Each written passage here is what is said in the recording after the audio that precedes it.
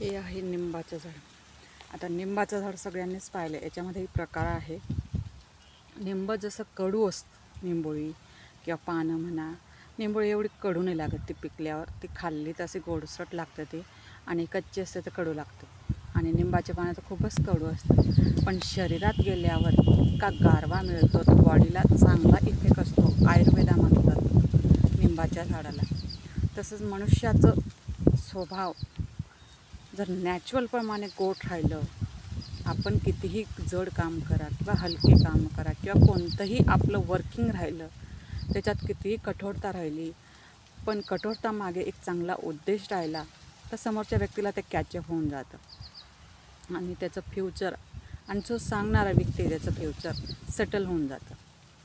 सांगण्याचा उद्देश एवढाच की निंबाचं झाड जसं कडू असतं तसं आपला कठोरपणा दिसला, पण कठोरपणाच्या मागे चांगला उद्देश राहिला तर मनुष्याचं आयुष्य खूप चांगल्या पद्धतीने जगता येतं।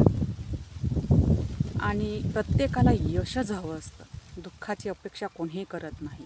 दुःखाला एक फक्त निमित्त म्हणून काही लोक विसरून जातात, पण दुःखामागे खूप काही शिकण्यासारखं असतं, एक अनमोल धडा लपलेला असतो, जो वेळ आपल्याला सांगत नाही, ती वेळ आल्यावरच कळते। दुःख म्हणजे निंबाचं झाड असंच सांगतात काही लोक। आता पूर्वीच्या काळी तर खूप म्हणजे वाईट परिस्थिती होती, गरिबी होती, सगळं काही एवढी व्यवस्था नव्हती। आता कलियुग आहे आणि काळही बदलला आहे, खूप अर्थव्यवस्था सगळी नीट व्यवस्थित, सगळं नेटचा जमाना, सगळं नीट व्यवस्थित व्हायला लागलं। पण मनुष्य आपल्या प्रगतीसाठी सतत खटपट करत असतो। यश प्रत्येकाला हवं आहे, पण यश मिळवण्याचे माध्यम काही लोकांना जमतात, काही लोकांना जमत नाही।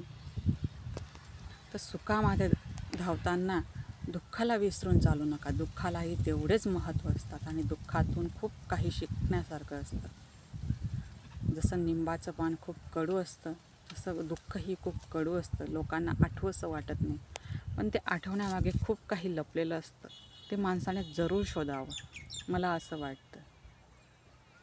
कारण की निगेटिव्ह करून आपल्याला सोडता येत नाही, ते पॉझिटिव्ह त्याच्यातूनच शोधावं लागतं, असं मला वाटतं। माझा व्हिडिओ आवडला असेल तर सबस्क्राईब करा, लाईक करा, शेअर करा, कमेंट करा। श्री स्वामी समर्थ।